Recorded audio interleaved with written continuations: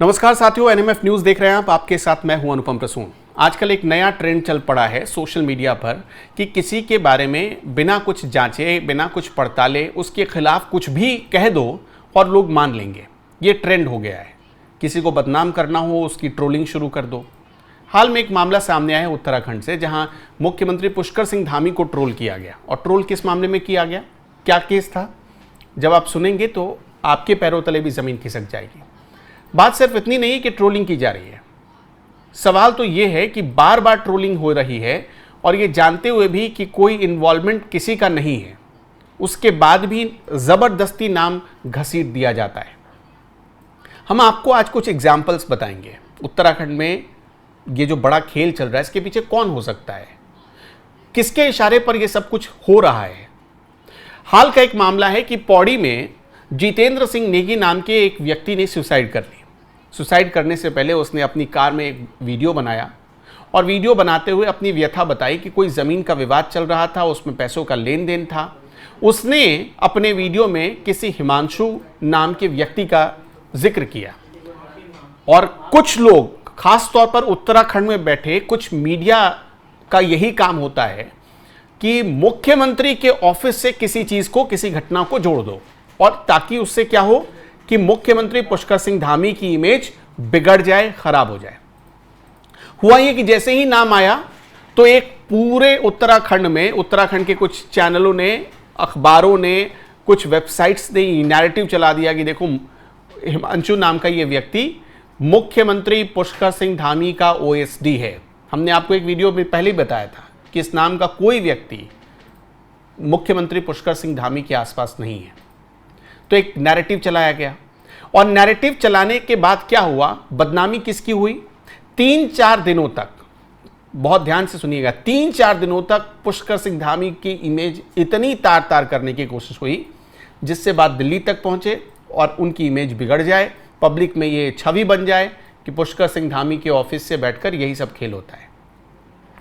सोचिए, एक मुख्यमंत्री अपने पूरे इलाके में, उत्तराखंड कोई 1-2 किलोमीटर में तो फैला नहीं है, हजारों किलोमीटर में फैले उत्तराखंड में कहीं अगर मुख्यमंत्री जाते हैं तो जाहिर सी बात है उनके समर्थक, उनकी अपनी फैन फॉलोइंग है, वो एक मास लीडर हैं, तो उनसे लोग मिलने पहुंचते हैं, फ़ोटो खिंचवाने के लिए लाइन लग जाती है।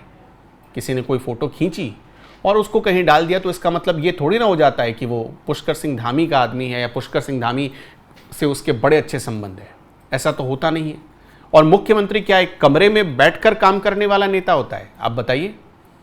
लेकिन हाल के दिनों में ऐसा ही कुछ परसेप्शन बनाया गया। अब देखिए, जब जितेंद्र नेगी की ये बात सामने आई, या मामला सामने आया, तो ट्रेंड चलने लगा। पुष्कर सिंह धामी को बदनाम किया गया, उनके ऑफिस को बदनाम किया गया, उनके जितेंद्र कुमार के वीडियोस वायरल किए जाने लगे और सवाल ये उठने लगा कि मतलब लोगों में ये लगने लगा कि क्या सचमुच ऐसा मुख्यमंत्री की तरफ से हुआ है। इसकी जांच हुई और आप हैरान हो जाइएगा जानकर कि सिर्फ 4 घंटे में कार्रवाई हो गई, सिर्फ 4 घंटे में। बहुत आपको ये ताजुब होगा कि लोग ये आरोप लगाते हैं कि सीएम सुनते नहीं है, या सीएम पर आरोप लगाया गया कि उनके लोग थे। लेकिन सोचिए कि मुख्यमंत्री ने 4 घंटे में कार्रवाई कर ली। जो आरोपी थे वो आरोपी पकड़े गए, एक आरोपियों को पकड़ा, उन पर पुलिस एक्शन हो रहा है, उनको अदालत में पेश किया गया। और ये कोई पहली बार नहीं हुआ है कि किसी भी मामले में मुख्यमंत्री धामी का नाम घसीटा गया हो, जानबूझकर घसीटा गया हो।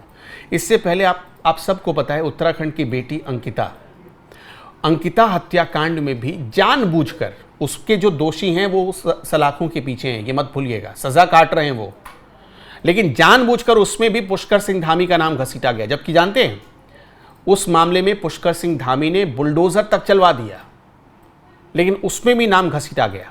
हम कुछ आंकड़े लेकर आपके लिए आए, कुछ कैसे प्रयोग चल रहा है धामी को बदनाम करने के लिए। आपको एक एक कड़ी जोड़कर हम समझाना चाहते हैं ग्राफिक्स के जरिए। पहले आप ध्यान से ये समझने की कोशिश करिएगा, एक एक पॉइंट आप देखिएगा और समझिएगा धामी के खिलाफ कैसे एक पूरा नैरेटिव बनाने वाला इकोसिस्टम उत्तराखंड में ही बैठा हुआ है, कैसे 4-5 सालों से एक्टिव है। सबसे पहला काम क्या होता है? सबसे पहला काम होता है कि सोशल मीडिया पर ना कोई जांच होती है, ना कोई किसी चीज को देखा जाता है कि ये सही है या गलत, बस ट्रोलिंग शुरू हो जाती है, ट्रोल करना शुरू कर देते हैं लोग। ट्रोल क्या करते हैं, उसके बाद देखिए भावनात्मक मुद्दों को ढूंढा जाता है, मुख्यमंत्री से सीधा जोड़ दिया जाता है। जैसे कि अभी जितेंद्र सिंह आत्महत्या के मामले में हुआ, एक वीडियो वायरल हुआ और जानबूझकर उसे जोड़ दिया गया पुष्कर सिंह धामी की इमेज के साथ।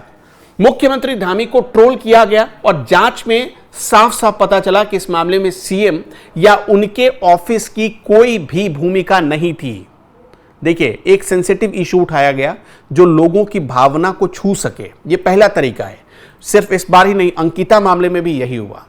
एक चूंकि बहुत सेंसिटिव मुद्दा था, लोगों की भावनाओं से जुड़ा हुआ मुद्दा था, सरकार कार्रवाई कर रही थी, तो उस मुद्दे को चुना गया, उस मुद्दे पर एक नैरेटिव बनाया गया, उसे सोशल मीडिया के जरिए पूरा वायरल किया गया, ट्रेंड चलाया गया और किसकी इमेज खराब करने की कोशिश हुई? सरकार की।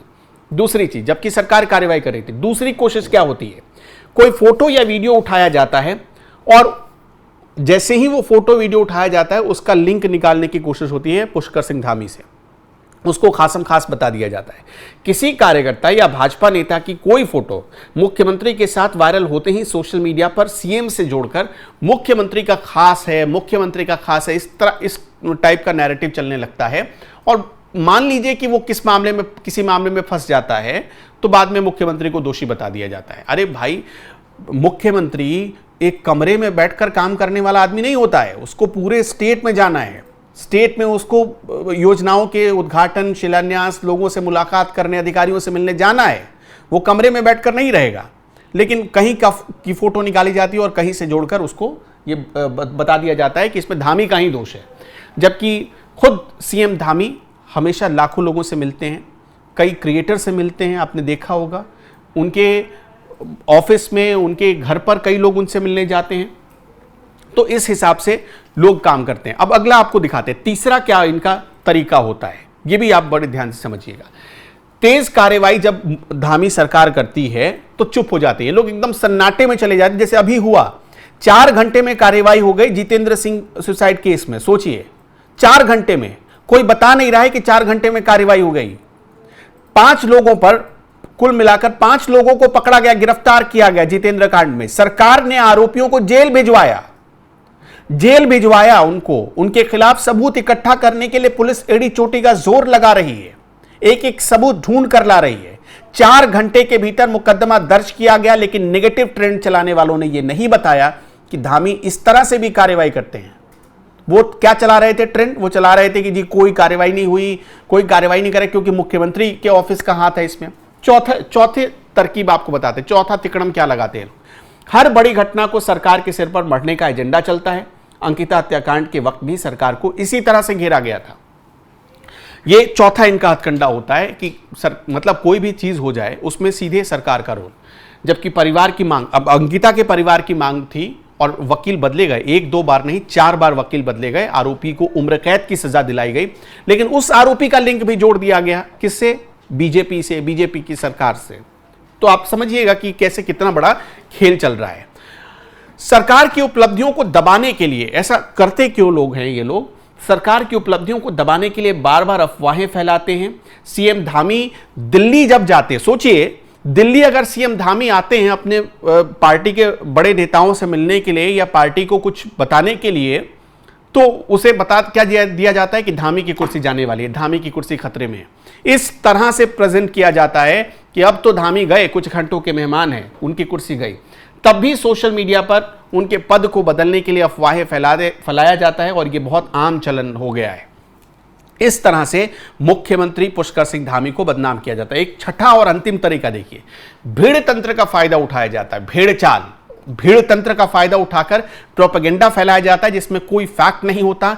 भीड़ की मानसिकता में एक मुद्दे को ट्रेंड कराया जाता है, उस मानसिकता से खेलने की कोशिश होती है और किसी को ट्रोल करना, सार्वजनिक छवि को धूमिल करने का अभियान बन जाता है देखते ही देखते। जैसा कि जितेंद्र सिंह के मामले में हुआ था, मुख्यमंत्री, उनके ओएसडी, उनके ऑफिस, सबकी इमेज खराब करने की कोशिश की गई। तो ये जो वो 6 तरीके थे, ये पूरे 6 तरीकों से काम हो रहा है उत्तराखंड में। किस लिए? सिंगल एजेंडा है कि धामी को इतना गिरा दो, पब्लिक की नज़र में सरकार की इमेज इतनी बिगाड़ दो कि पब्लिक खुद ही इस सरकार को हटा दे। ये एक नैरेटिव चलाने की कोशिश की जा रही है, जबकि ये ऐसा करने वाले लोग आपको ये नहीं बताते कि अंकिता मामले में जो दोषी है वो उम्र कैद की सज़ा काट रहा है। ये नहीं बताते कि जितेंद्र के जो आरोपी हैं, जिनकी वजह से जितेंद्र को अपनी जान लेनी पड़ी, उनको 4 घंटे में जेल हुई। वो ये नहीं बताते कि कार्रवाई करते वक्त पुष्कर सिंह धामी की पुलिस ये नहीं देखती कि किस पार्टी के लोग हैं, क्या करेंगे, ये नहीं देखती है। 2 केस तो मैंने आपके सामने बता दिए ना, जितेंद्र सिंह नेगी और अंकिता भंडारी। 2 केस तो आपके सामने ही हैं।